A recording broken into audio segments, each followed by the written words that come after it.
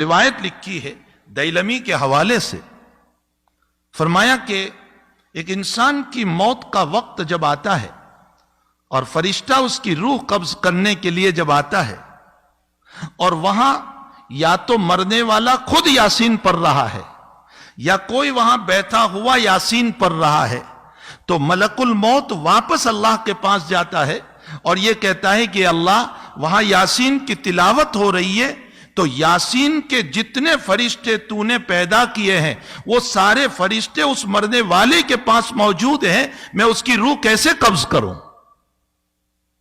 اس کی روح کو میں کیسے قبض کروں؟ وہاں تو سارے فرشتے موجود ہیں۔ تو حدیث شریف میں جناب رسول اللہ صلی اللہ علیہ وسلم نے فرمایا کہ اللہ جنت کا داروغہ، جو جنت کے اندر اللہ تعالیٰ نے بنایا ہے سیکیورٹی گارڈ، اس کا نام رضوان ہے۔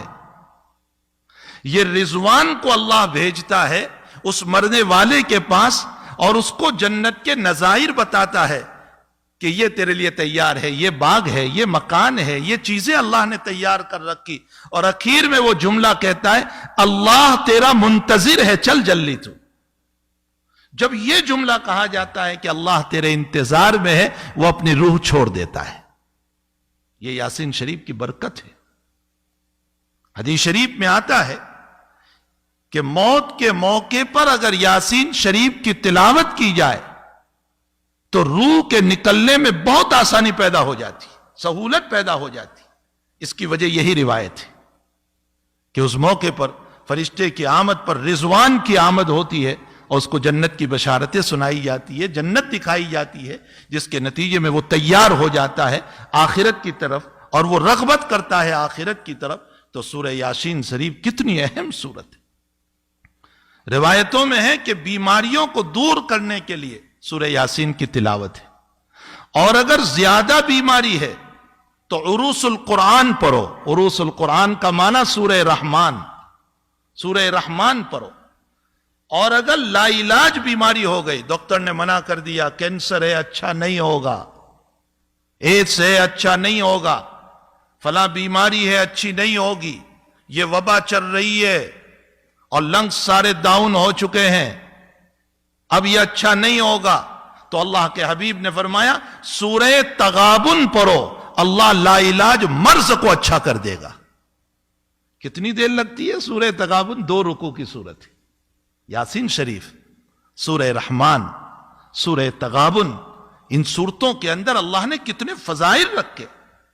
اور اگر الحمد شریف، اللہ اکبر، اللہ تعالیٰ قرآن کریم میں الحمد شریف کے باب میں یوں فرماتے ہیں کہ سبع المثانی والقرآن العظیم، فرمایا پورا قرآن اگر آپ کو دیکھنا ہو تو الحمد شریف ہے۔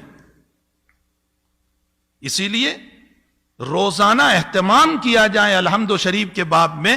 مجدد الفسانی رحمت اللہ علیہ فرماتے ہیں کہ جیسے تیل ہوتا ہے، پیٹرول اور ڈیزل، یوں ڈالو اور بھڑک اٹھتا ہے، فرمایا سورہ فاتحہ وہ ایندھن ہے کہ یوں پڑھو گے اور اللہ تمہیں شفا دے دے گا، بشرطے کہ سچے دل سے پڑھو، یقین ہو اللہ تعالیٰ پر۔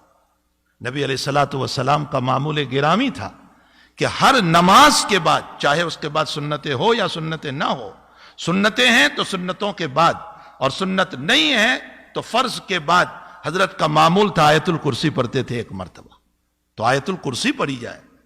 سورہ ناس اور فلق کے باب میں لکھا ہے کہ جو انسان ہر نماز کے بعد سورہ ناس اور فلق کو پڑھے گا، اللہ حاسدین کے حسد سے، جناتوں کے شرارتوں سے، بد اخلاق انسانوں کی شرارتوں سے اللہ اس کی حفاظت کرے گا۔ یہ نہیں کہ شرارت دور ہوگی، شرارت تو ہوتی رہتی ہے، لیکن اللہ شرارتوں کی شرارتوں سے حفاظت کرے گا، اس کو یہ فیک نہیں ہونے دے گا۔ ایک حدیث شریف میں حضور پاک صلی اللہ علیہ وسلم نے فرمایا اگر تمہاری دنیا کے باب میں مسئلہ یہ ہو گیا کہ آمدنی کم ہو گئی، حالات ٹھیک نہیں ہے، ضرورتیں پوری نہیں ہو رہی ہے، آج سارے لوگ کہہ رہے ہیں نا ضرورتیں پوری نہیں ہو رہی ہے، آمدنی کم ہو گئی ہے، دکان ٹھیک نہیں چل رہی ہے، جاب نہیں مل رہا ہے، پریشانیوں میں مبتلا ہو گئے، اللہ کے نبی فرماتے روزانہ سورۃ الواقعہ کی تلاوت کرو۔ اس سورہ واقعہ کی برکت سے اور میں مسجد میں بیٹھ کر قسم کھا کر کہتا ہوں ہفتہ نہیں گزرے گا اللہ راستہ کھول دے گا. سورہ واقعہ کی تلاوت کرو, اللہ راستوں کو کھولے گا. جگہ جگہ جگہ جگہ ہمارے پاس علاج موجود ہے اور ہم صرف چلا رہے ہیں کہ یہ ہو گیا, وہ ہو گیا, فلاں ہو گیا, بیماریاں ہیں, مصائب ہے, حالات ہیں. جبکہ اللہ تعالیٰ نے اس آگ کو بجھانے کی اور ان بیماریوں کو رفع کرنے کے لیے ہمیں قرآن کریم دیا ہے. ہمیں چاہیے کہ اس عظیم المرتبت قرآن کی روزانہ تلاوت کریں. کم سے کم 1 مرتبہ یاسین شریف روزانہ پڑھنا چاہیے, کم سے کم. اور سورہ کہف کے باب میں ہے, حضور پاک صلی اللہ علیہ وسلم نے فرمایا جو انسان سورہ کہف کی تلاوت کرے گا اللہ دجالی فتنوں سے محفوظ رکھے گا اس کو. اگر دجال آ گیا تو دجالی فتنوں سے محفوظ رکھے گا. چلو آپ کہو گے ہمارے وقت میں دجال کہاں, ارے وہ بڑا دجال نہیں, چھوٹے دجال تو ہیں دنیا میں بہت سارے, جو 3 لوگ ہیں, فتنہ کرتے رہتے ہیں, لوگوں کو جو ہیں پریشان کرتے رہتے ہیں, حالات میں ڈالتے رہتے ہیں. یہ چھوٹے دجال کا معنی کیا ہے؟ فریب دینا, دھوکہ دینا. یہ لوگ آج تو موجود ہیں. اور ایک